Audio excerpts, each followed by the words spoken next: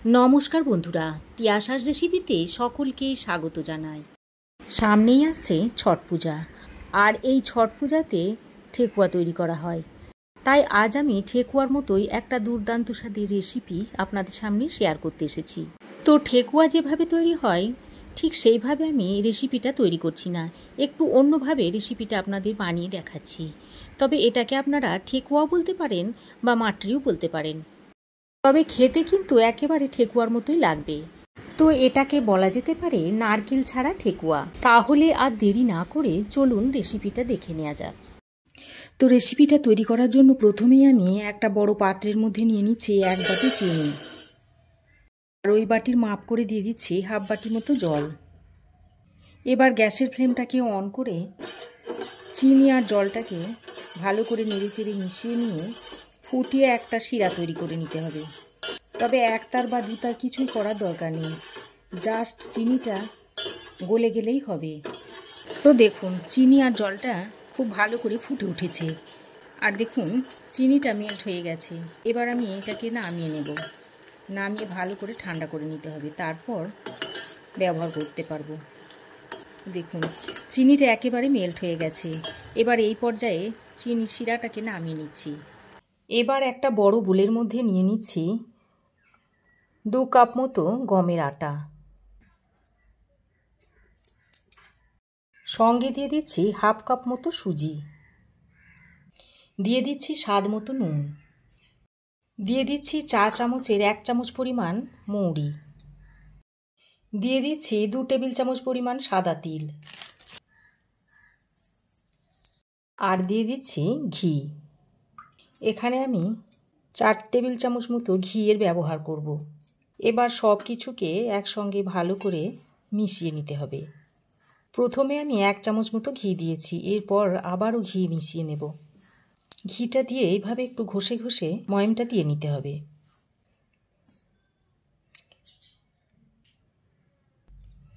তো দেখুন মোট 4 চামচ মতো ঘি আমি এর মধ্যে দিয়ে দিলাম। এবার আবারও ভালো করে মিশিয়ে নিচ্ছি।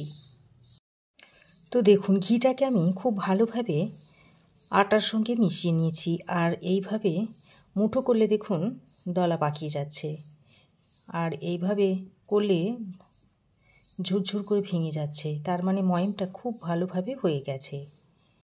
এবার আমি এর মধ্যে দিয়ে দিচ্ছি এলাচের গুঁড়ো।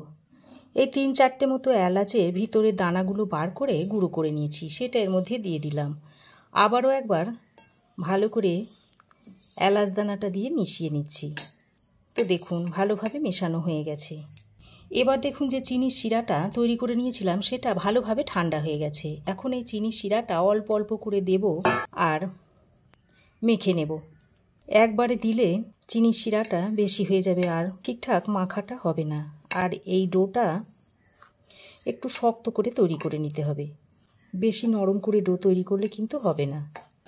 তো দেখুন আরও একটু শিরা দিয়ে দিচ্ছি, তারপর আবারও মেখে নিচ্ছি।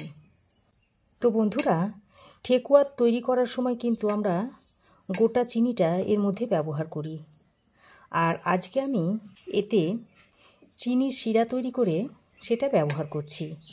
এটাকে ঠেকুয়া বলতে পারেন, কিন্তু এটা একটু অন্যভাবে তৈরি করা হচ্ছে। এটাকে আপনারা মাটরিও বলতে পারেন। আর আজ আমি এর মধ্যে নারকেলের ব্যবহার করছি না।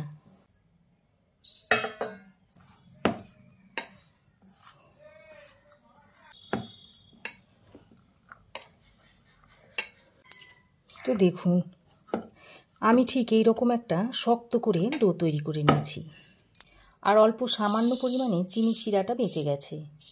এবার আমি এর মধ্যে থেকে এরকম ছোট ছোট লেচির আকারে কেটে নিচ্ছি, এরকম ছোট ছোট তৈরি করে নিচ্ছি।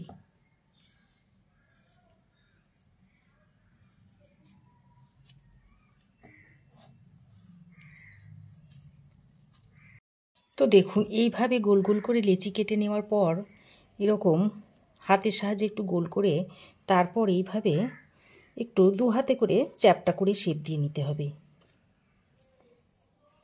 তো আপনারা যারা মনে করছেন যে বেলে নিলেও হবে, তবে বেলে নিলে মাঝখানটা পাতলা হয়ে যাবে আর সাইডগুলো মোটা থেকে যাবে, সেটা তখন খেতে ভালো লাগবে না আর ভাজাও ভালোভাবে হবে না। তো এইভাবে দেখুন মটরি বা ঠেকুয়াগুলোকে তৈরি করে নিচ্ছি।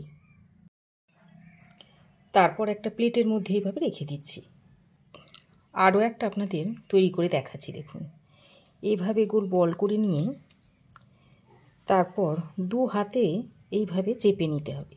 এইভাবে দু হাতের সাহায্যে চেপে চেপে শেপটা দিয়ে নিতে হবে। দেখুন খুব বেশি মোটা করলেও হবে না, আবার খুব বেশি পাতলা করে নিলেও হবে না, ঠিক এই রকম শেপ দিয়ে নিতে হবে। একইভাবে সবগুলোকে আমি তৈরি করে নিচ্ছি। তো দেখুন সমস্ত মটরি বা ঠেকুয়া যাই বলেন না কেন, সব শেপগুলো আমি দিয়ে নিয়েছি। এদিকে দেখুন ঠেকুয়া বা মটরিগুলো ভাজার জন্য একটা ফ্রাই প্যানে বেশ খানিকটা তেল গরম করে নিয়েছি। এবার এই গরম তেলের মধ্যে অল্প একটু ঘি দিয়ে দিচ্ছি। এইভাবে যদি তেল আর ঘি দিয়ে মটরি বা ঠেকুয়াটা ভেজে নেওয়া হয় তাহলে এর স্বাদটা খুবই ভালো হবে। এই মটরিগুলো বা ঠেকুয়াগুলো দিয়ে দিচ্ছি।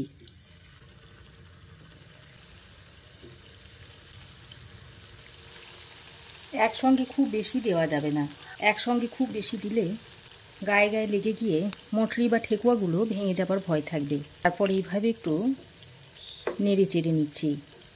উপর থেকে এইভাবে একটু তেল দিয়ে দিচ্ছি, তাহলে উপরটাও খুব ভালোভাবে কুক হয়ে যাবে।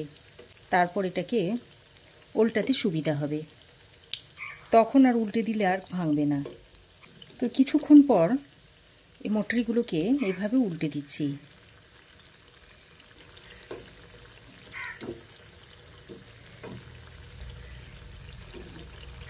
এভাবে গ্যাসের ফ্লেমটাকে লো টু মিডিয়ামে রেখে বেশ খানিকক্ষণ সময় ধরে ঠেকুয়া বা মটরিগুলোকে ভালো করে ভেজে নেব। তো দেখুন লো টু মিডিয়াম ফ্লেমে মটরিগুলোকে লালচে করে ভেজে নিয়েছি। এবার এগুলোকে তুলে নিচ্ছি। তারপর একটা বাটির মধ্যে রেখে দিচ্ছি।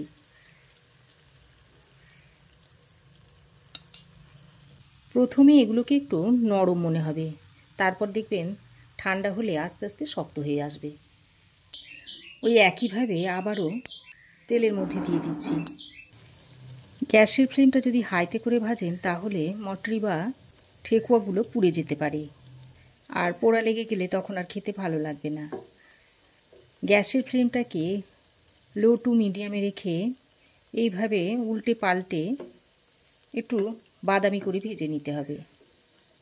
তো দেখুন এক পিঠ হয়ে গেলে আমি এটাকে এইভাবে উল্টে দিচ্ছি। তো দেখুন দ্বিতীয় ব্যাচে ঠেকুয়াগুলো তৈরি হয়ে গেছে, এগুলোকেও আমি তুলে নিচ্ছি।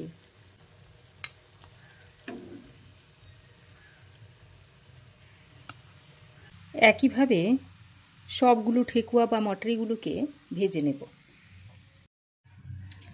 তো দেখুন ওই একইভাবে সমস্ত মটরি বা ঠেকুয়াগুলো ভেজে নিতে হবে। তো দেখুন এগুলোও তৈরি হয়ে গেছে।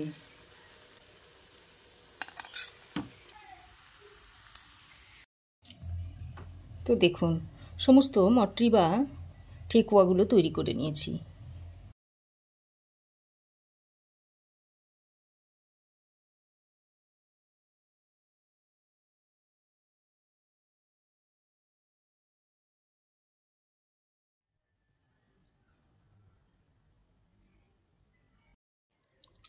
এখন এর মধ্যে থেকে আপনাদের একটা ভেঙে দেখাচ্ছি।